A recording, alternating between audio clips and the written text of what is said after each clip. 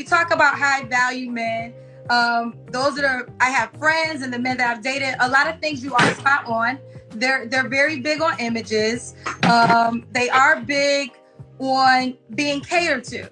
I'm a woman who used to desire those type of men. I don't really desire them that much because I don't want to fulfill what they desire. And one of the things you mentioned it the other night is you got to share that man.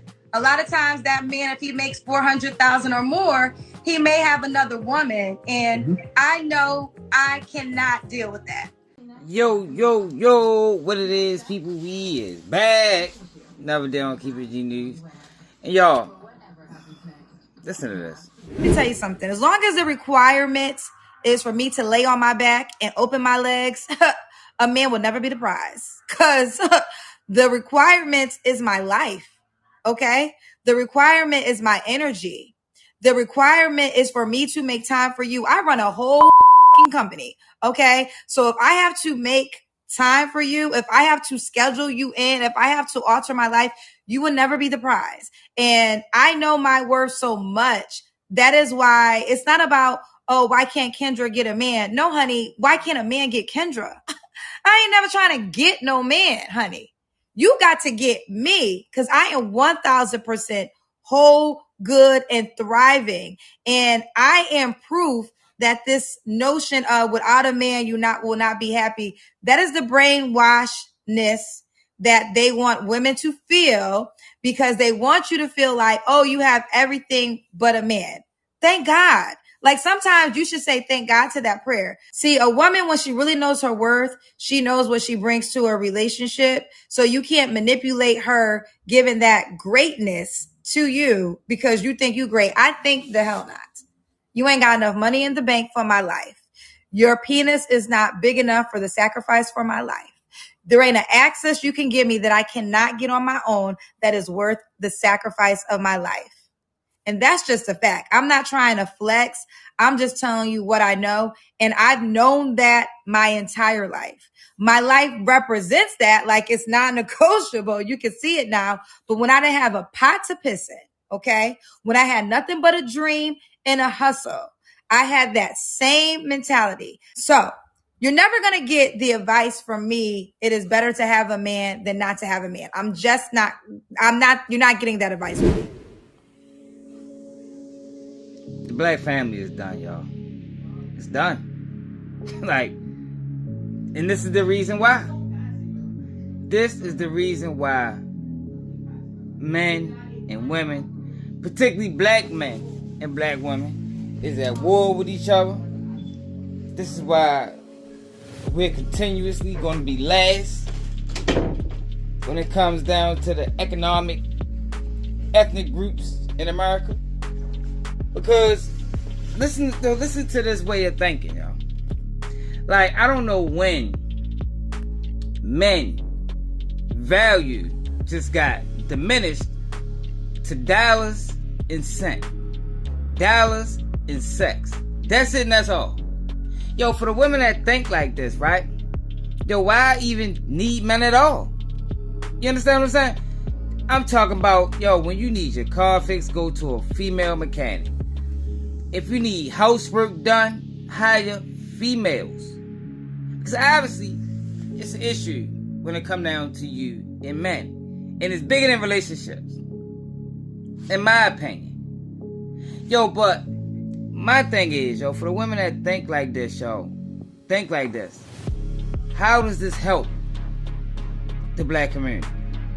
How does this help the black family? Because all I see is it doing is ruining it.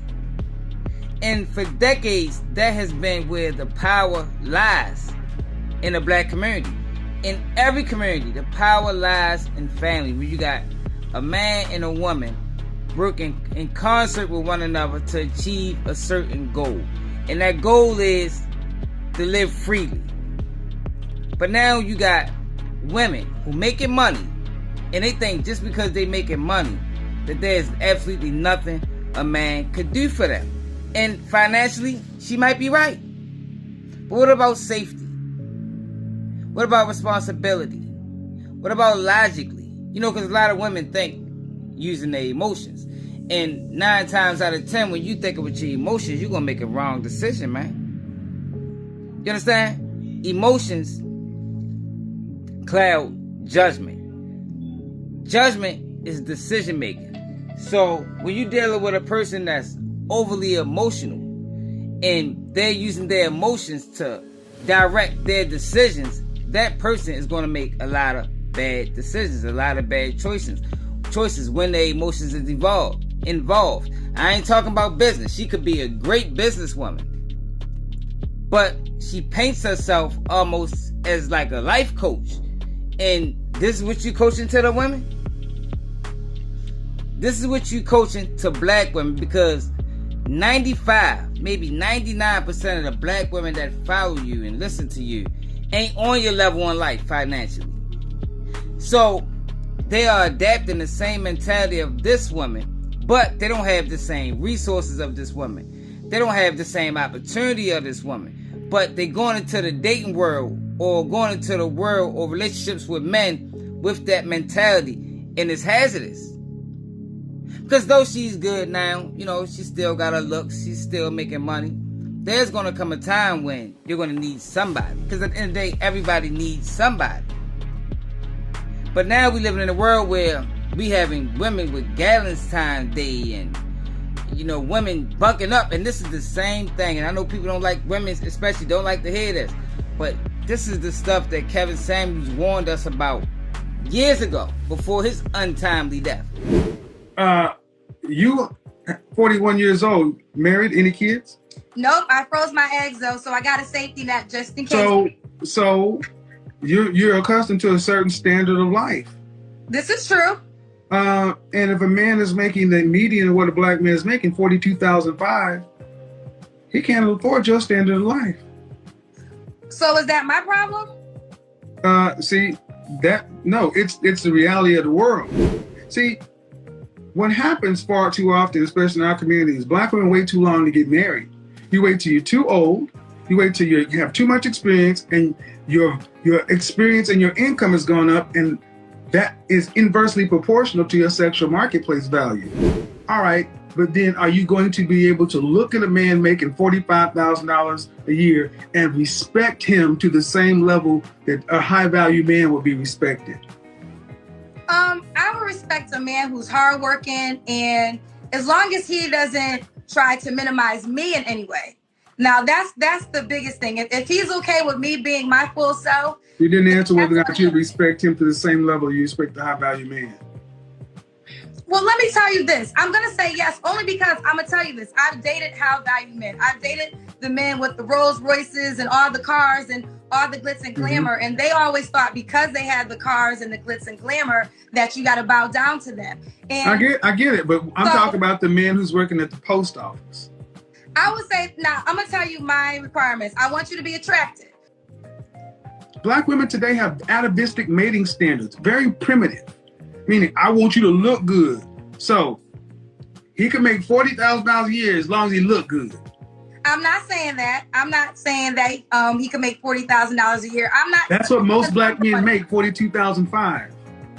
Okay, so Kevin, so are you saying in your perspective that it's over for me? Then I don't have. No, it's not. No, what I'm saying is your price is too high. How is my price too high? Okay. Well, first of all, you asked me, and I'm going to. You're 41 and unmarried. Right. You're freezing eggs. By choice.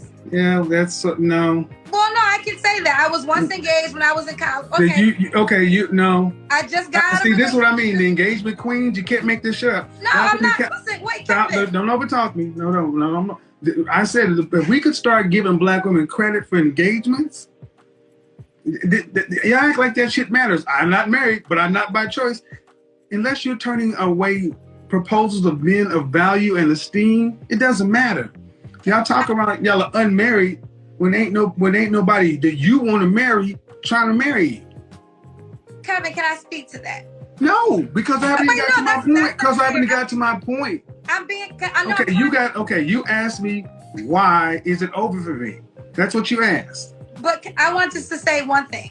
Okay, Let me get to my point, dude. Let me get, okay. I didn't even. This is why it's over for a lot of sisters too. Look, you can be right all you want to. Men control access to marriage. And one of the major reasons that older women are getting passed over for younger women is you're too masculine. You're too bossy. You're too opinionated. That works well in the corporate world when you're making other people successful and rich and fine, but it does not work well when you're trying to connect with a man. Why is it over for many women your age? One, because your income has risen. And females have evolved. Evolutionary biology says women want men to have at least what they have. The older you get, the more money you make, the more education you have, the more resources you get, thereby inflating your estimation of yourself. But that estimation is not your sexual marketplace value. It is going down. Can I respond? I want to be respectful because it's your Go platform. ahead. But do you understand that example I just gave? The inverse proportional relationship. I understand, but can I speak now? Because I'm being respectful. This is your platform, so I definitely want to honor your rules. I just got out of a relationship in January, and I could be married right now if that was my goal. But I would rather be happy than just married to say I have a husband. And I don't think that should be looked down upon. I don't think that's my honest truth. You could, feel away, but that's an honest truth. I was in a relationship that he wanted. How long were you in it? We were together since last year, 8 months. Okay. And he was ready to be married very soon, very early on. And I don't want to be married just to be married. I'm not going to live with fear and say, oh, okay. So do you want to be married? Huh? Do you want to be married? Excuse me? Do you want to be married? I want to be happily married. If I get married, it's going to be because... Do you want to be married? Oh, did he want to be married? Yes. Do you want to be married?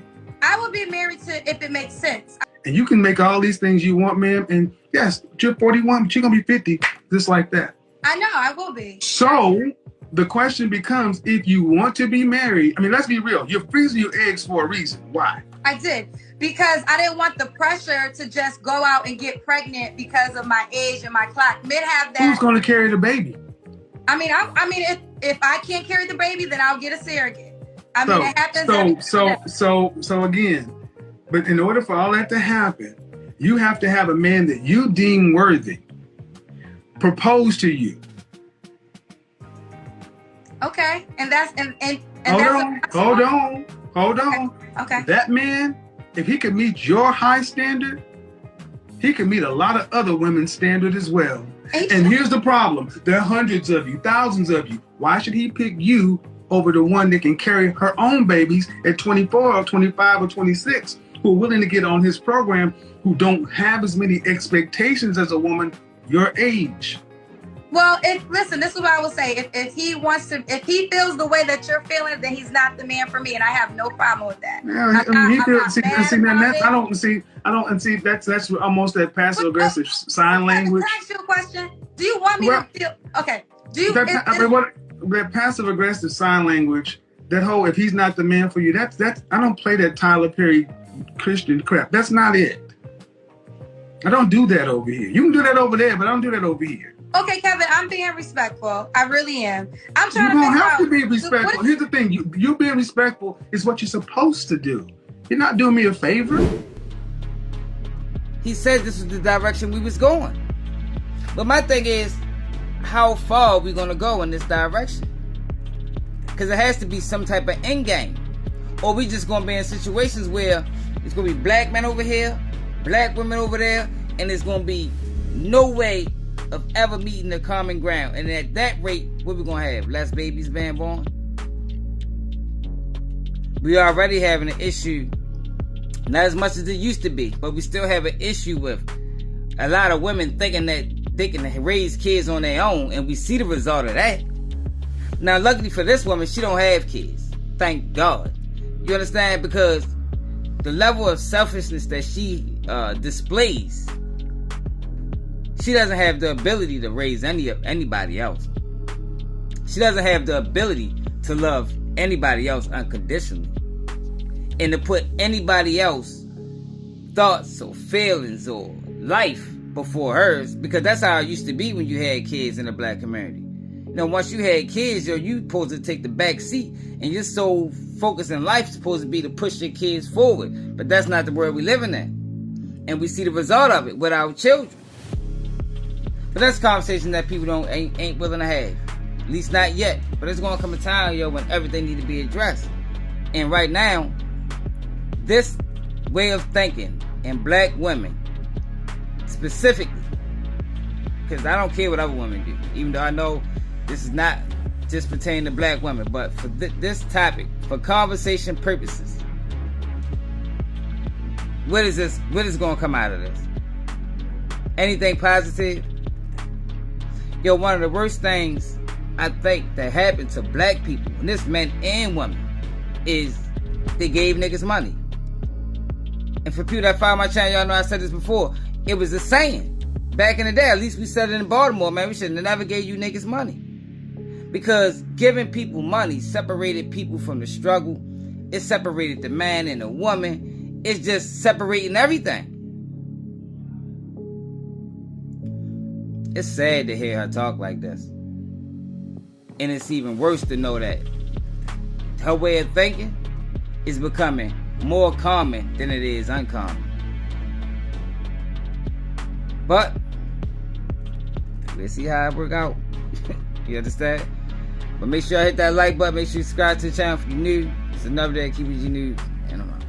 Well, I would say this. I'm 41, right? So when I listen to the women, when I was in the 30s, when I heard the girls from up here, they remind me of myself, because I was like, he got to have a lot of money. He got to take care of all the bills. That's what I was on, and I run in those circles. But what I've learned is a lot of those men just couldn't be faithful. So then I learned, well, that's my deal breaker. Faithfulness is my deal breaker.